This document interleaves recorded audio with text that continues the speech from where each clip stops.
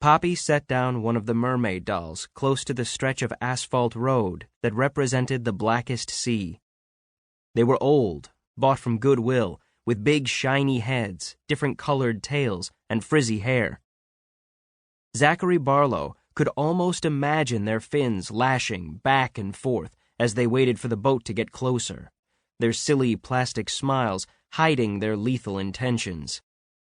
They'd crash the ship against the shallows if they could, lure the crew into the sea, and eat the pirates with their jagged teeth. Zachary rummaged through his bag of action figures. He pulled out the pirate with the two cutlasses and placed him gently at the center of the boat-shaped paper they'd weighed down with driveway gravel. Without gravel, the Neptune's Pearl was likely to blow away in the early autumn wind. He could almost believe he wasn't on the scrubby lawn in front of Poppy's ramshackle house with the sagging siding, but aboard a real ship, with salt spray stinging his face, on his way to adventure. "We're going to have to lash ourselves to the mast," Zach said, as William the Blade, captain of the Neptune's Pearl. Zach had a different way of speaking for each of his figures.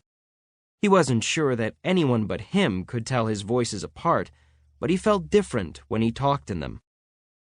Alice's braids spilled in front of her amber eyes as she moved a G.I. Joe Lady J figure closer to the center of the boat.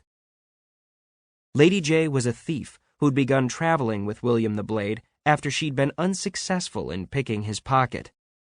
She was loud and wild, almost nothing like Alice, who chafed under the thumb of her overprotective grandmother, but did it quietly. "You think the Duke's guards will be waiting for us in Silverfall?" Alice made Lady J ask. "He might catch us," said Zach, grinning at her, "but he'll never hold us. Nothing will. We're on a mission for the Great Queen, and we won't be stopped." He hadn't expected to say those words until they came out of his mouth, but they felt right. They felt like William's true thoughts. That was why Zach loved playing. Those moments where it seemed like he was accessing some other world, one that felt real as anything. It was something he never wanted to give up. He'd rather go on playing like this forever, no matter how old they got, although he didn't see how that was possible. It was already hard sometimes.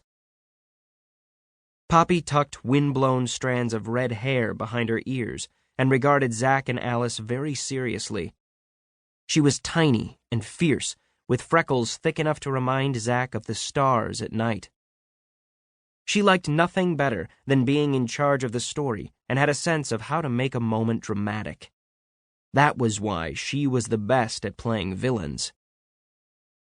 "You can knot ropes to keep you safe, but no boat can pass through these waters unless a sacrifice is given to the deep," Poppy made one of the mermaids say. "Willingly or unwillingly. If one of your crew doesn't leap into the sea will choose her own sacrifice. That's the mermaid's curse." Alice and Zach exchanged a look.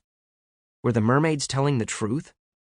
Really, Poppy wasn't supposed to make up rules like that, one that no one else had agreed to, but Zach objected only when he didn't like them.